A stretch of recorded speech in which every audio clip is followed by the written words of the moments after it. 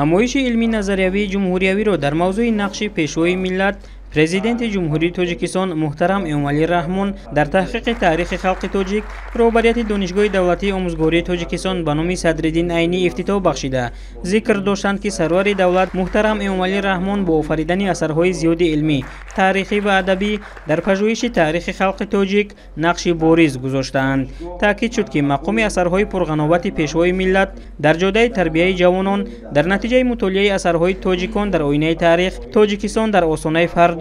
аз ориён то сомониён истиқлолият неъмати бебаҳост. Истиқлолияти Тоҷикистон ва эҳёи миллат, сарнавишти миллати соҳибтамаддун, чеҳраҳои мондагор ва ғайраҳо таъсири хуб доранд. дар назардошти мазмун ва муҳтавои кулли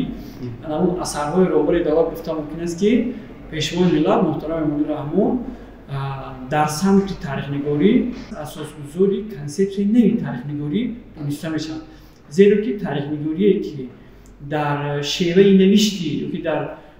асарҳои роҳбари давлат мо ба мушоҳида мегирем, воқеан эҳсос мешавад ки аз ҳар ҷониб ин асарҳои ҳастанд ки воқеан таърихи мо дар ин асарҳо аз нуқтаи назари манфиатҳои миллӣ ва дар асоси махазҳои илмӣ ва бо дар назардошти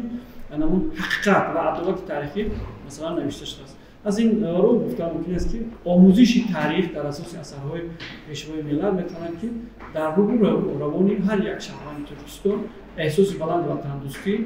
тарбияи миллӣ, ҳисси худшиносии миллиро тақвият бабахшад.